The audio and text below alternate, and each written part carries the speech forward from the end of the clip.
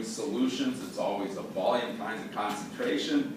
If you set it up as a proportion with the concentration to volume or volume to concentration, you get 0 points of partial credit because it's a meaningless number. I don't give partial credit for meaningless numbers. Okay?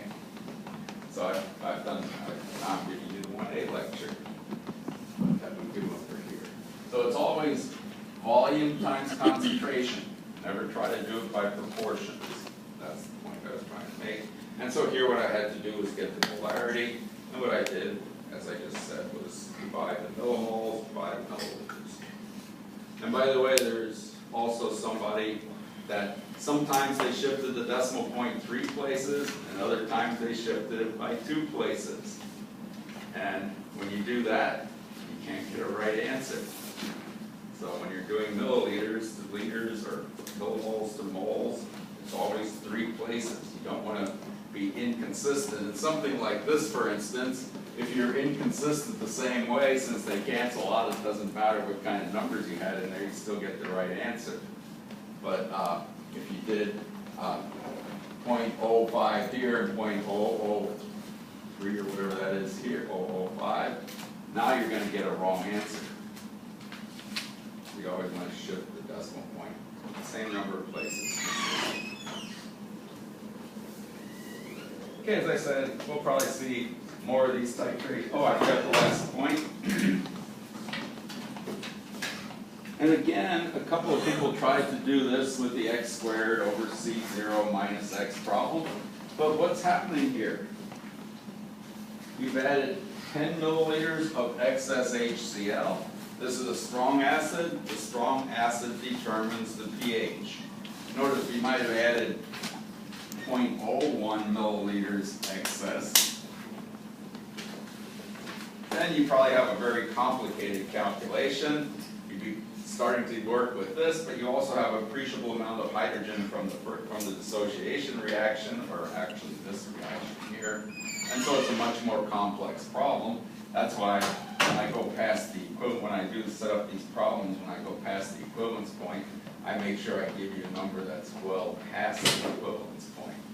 That way you just have to look at the dissociation of the strong acid.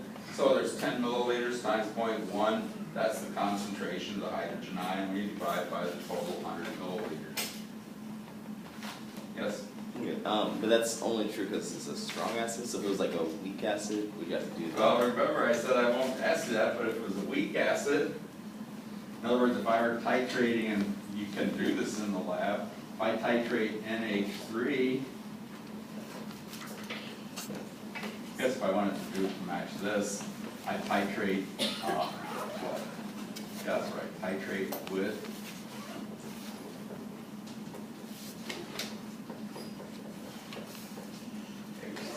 H3. In other words, if I titrate ammonia with ammonium with acetic acid, the product is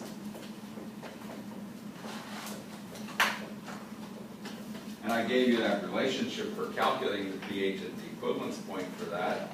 But if you're past the equivalence point, then you're going to do the weak acid dissociation. If you're before the equivalence point, you do the weak base dissociation. And as I said, if I gave you like 60, what is it, 60, I think even this one, if I gave you 60.1 milliliters for this problem, you'd have to do essentially the problem I did to get that square root K A W over KB. What you have to do is solve the simultaneous equations. There's this, hydroxide ion, hydrogen ion. You have a mass balance, a charge balance. And by the way, the textbook that we used when I first started teaching here did that problem, and had students work on that. We expect the students to go through the derivation. Okay, we don't do that anymore. In fact, about 10 years ago I just gave the answer. Now I say we don't even worry about it, because in practice you don't really want to titrate a weak acid with a weak base. Because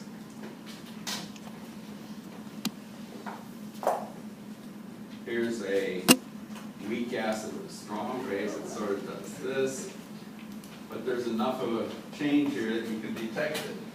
But if you do a weak acid, that's this, with a weak base, it does that. Now your choice of indicators is really limited, and you can calculate this, but it's a much more complex calculation. As I said, this is what you get.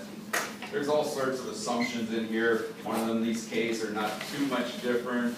The other thing is you're not working with something like 0.01 molar solution. It's 1/10 molar or greater, because you have to eliminate some things. Which is mostly what we do in the lab. We don't work with those really dilute things. The only place you do that is physical chemistry. And you want to worry about what happens to the different ions that are in that solution, which we don't worry about. Yes? So in an example where you're adding excess base, then it would just be the strong base that's determining the Right. pH, right? Right, because those are the only problems we're going to do here. So we get the hydroxide ion. That was the example I did when I did the calculation. Okay. Remember I said, I always do one, I either do the lecture using acids or I do the lecture using bases. Then I give you the quiz with the one I didn't talk about. To see how versatile you are, or how well you're thinking, or something like that. In other words, they keep saying as you go along, you're supposed to think more and more, and I do less and less, something like that. Okay, so I'm done with this, or unless there are other questions about acid-base dissociation. Yes, no? Okay, then the next thing I was talking about was that selective receptor.